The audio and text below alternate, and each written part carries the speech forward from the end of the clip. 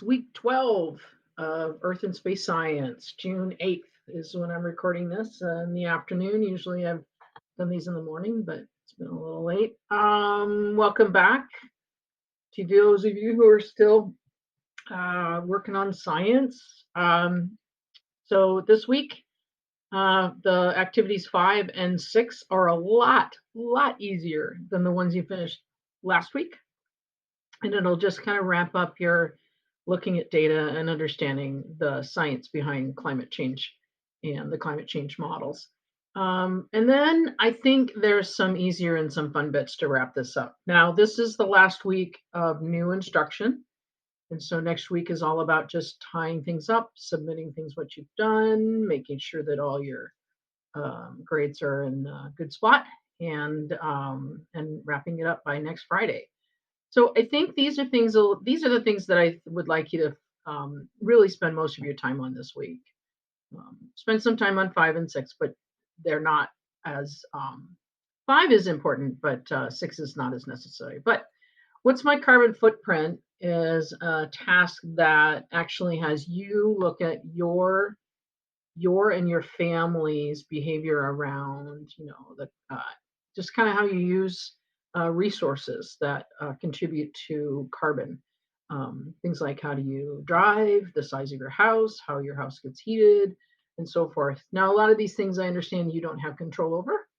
A lot of us don't, but just and you may not know everything. You may have to ask some help from your family to understand, like how many square feet your apartment or home might be, um, and what kind of energy your heat is coming from. Is it electric, or is it natural gas? Or would be the two things that most of us have our homes heated by. So interesting though, what you'll find out at the end is just how many Earths would be required if everybody lived at the same level that you do. And I'm a little embarrassed, but my lifestyle is 3.5. So a lot of it is because I own a home. I live by myself, and and I drive. So anyway, of interest. I hope you enjoyed that one. So what's my carbon footprint?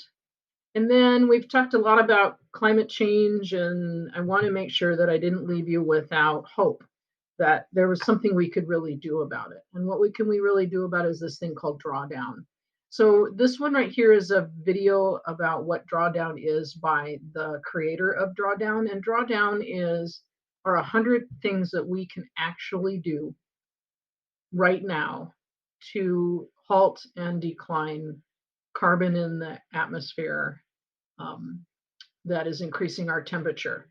Now, remember, our temperature change is not about that the world's going to come to an end. It's just that we're kind of outpacing what our species likes the temperature of Earth to be, how we came to evolve in this kind of climate, and that some of our actions are pushing us out of that kind of climate. And so we need to kind of bring that back down. So TED Talk on what is drawdown. TED Talk videos are always are always good information. You can rely on that one. And then the actual drawdown task. So this is this is a page that I'm showing you here today. And what I'd like you to do and end the year on, for even just for your own learning, is to use the website and choose your top 10 choices for drawdown. What are you think are the most actionable pieces that we should pay attention to most, or that you would want to pay attention to most? All right, so if I go into the website, I don't know why it said that. I'll fix that link. That's weird. There's a wrong link, but I'll fix it. So I'll just type in drawdown.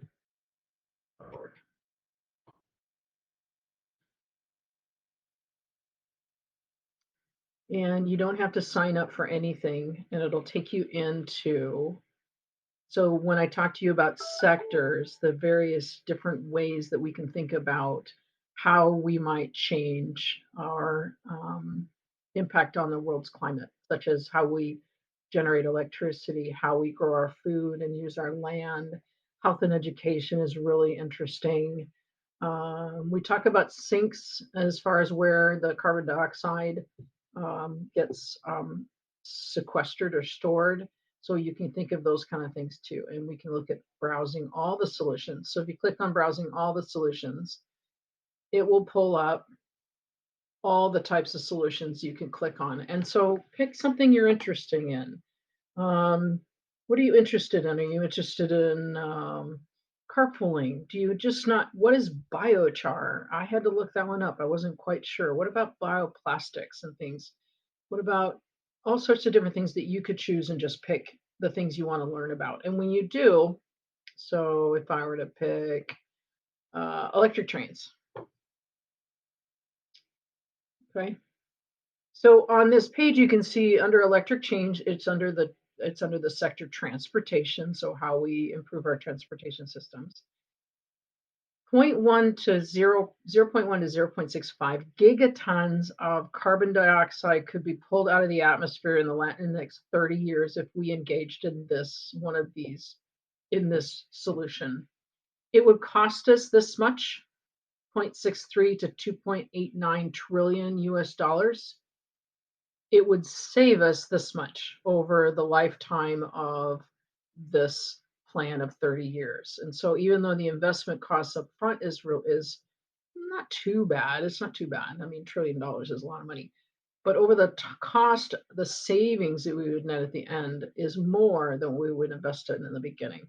And we could remove this much gigatons if we put in some electric trains. So that's how to read that. Not all of them have this information, such as there's a one that about how we run education, especially for girls. It doesn't actually have a cost because it's pretty difficult, if not impossible at this point, to actually calculate that. So again, what are you interested in? What are you curious about? What are things that cause you concerns about climate that you would like to investigate? Drawdown. The other thing here is that in the book that I have, they have lists of solutions by sectors and solutions by overall rank.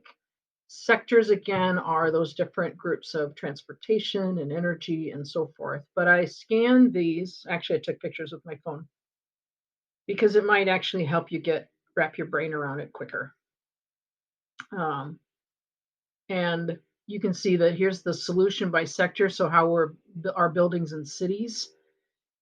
This number is how it ranks as far as what its greatest impact would be. And it's a balance between impact and cost. And then you can see again how much total gigatons of carbon dioxide could be pulled from the atmosphere, what it would cost, and what the savings would be. And these are in billions of dollars in the US dollars. You can see this. Uh, it's called district heating. I don't know what that is. I'd have to read up about that. But that's going to save us tons of money in the long run. It's just a matter of are we willing to invest this right now? And then the other one that I put in here is really, I find really interesting as well, and that's the overall ranking. What are the top choices? What are the top most effective things that we could do in this next 30 years? And it's taking a little while. So I would not have thought of this, but that how we refrigerate things, our houses, our refrigerator, our food, um, our cloud farms where we have a lot of our data. That's number one as far as if we could. That's the number one amount of carbon reduction we could do in gigatons. So again, for your interest, for your education, for your curiosities to solve, for looking at these as a task here. If in these last few weeks you're done, it's just like, you're overwhelmed, take a look at your grades. Are you satisfied with where you're at?